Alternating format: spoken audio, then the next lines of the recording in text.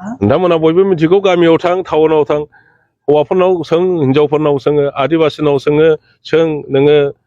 गुरखाफोरनाव सों बा ख्रिस्टाननाव सोङो नोङो हिन्दुनाव सों मुस्लिमनाव सों बयबो बुंगोन नांगोल नांगोल नांगोल बिराद गाज्रि बियो डेफिनेटलि गोग्लैगोन सोरनि फैसा रायजो राजाया मानो गाज्रि मोना जानो बयबो मुगैदों दिनै नोङो माबायाव नाय बेसेबां माने कमेन्ट होनानै हरदों बिसोरनि बे खामानिखौ सासे हिनजावा थाखा नुनानै बे रोखोम माने फैसा सायाव उन्दुलायनाय सेंग्राफ्रा फैसा सायाव उन्दुलायनाय सोरबा चेयारमेना फैसा सायाव उन्दुलाय सोरनि फैसा बेलाय बेथ' बिसोरो फाथो फाननानै मोननाय फैसा नङाना बिसोरथ' साख्रिबो मावा बिसोरथ' कन्ट्रेक्टरबो नङा बहा मोनदों फैसाखौलाय बे जाहैबाय बिटिसिनि फैसा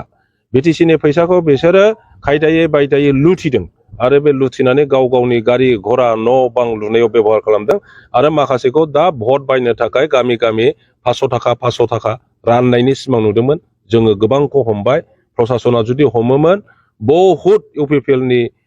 मावथिफोरखौ हमनानै जेलाव सोनो हायोमोन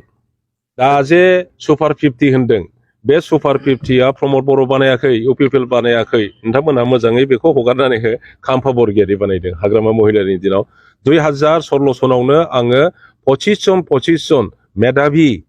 छात्र छात्रिफोरखौ सेनियर आइएएस सेनियर आइपिएस फोरनि दारैहाय सिलेक्शन खालामनानै दिल्लीयाव आङो इउपिएससि कचिंनि थाखाय फाथायदों आरो बेनि थाखाय जोङो सासे सासेयाव 3 लाख इनभेस्ट खालायोमोन बेनि उनावहाय जोङो जायफ्रा मेट्रिकआव 75 to 85 मार्क्स लादों बिसोरनो जोङो 10,000 करि स्कलारशिप होदोंमोन 85 एन्ड एबाभ मोननायफोरनो 15,000 जोङो स्कलारशिप होदों पिएइचडि खालामनाय एनआईटी खालामनाय स्टुडेन्टसफोरनो जोङो 1 लाख फाइनान्सियेल एसिस्टेन्स होदों आईआईएम खालामनाय आईआईटी खालामनाय मेडिकेल फरायनाय बिसोरनो जोङो 2 लाख फाइनान्सियेल एसिस्टेन्स होदों जायहा मेट्रिकआव आरो हायार सेकेन्डारियाव स्टेन्ड खालामदों बिसोरनोबो जोङो 3 लाख जोङो फाइनान्सियेल एसिस्टेन्स होदों बेफोर खामानिखौ गासिबो जों खालामबोजोबदों दा बिथांमोनहा 25 नि जायगायाव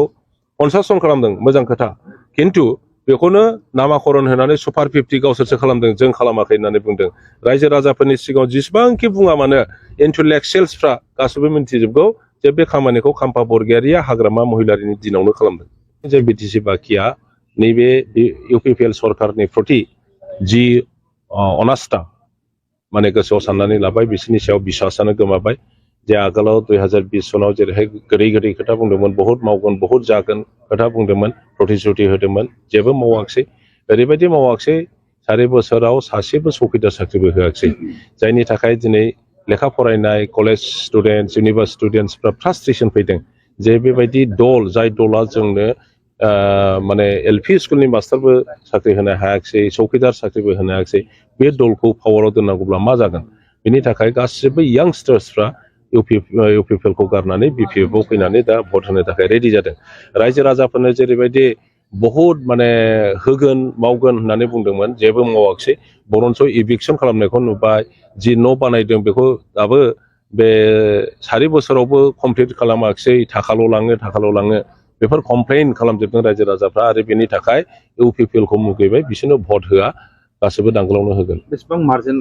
मार्जिनखौ एक्जाक्टलि बुंनाया बे थिग जानाय नङा खिन्थु 70% बिपिएफआ मोनगोन 30%खौ गुबुन गुबुन दोलोफ्रा रानना लागोन नोंथांनो मानि थाखाय रायजो राजाखौ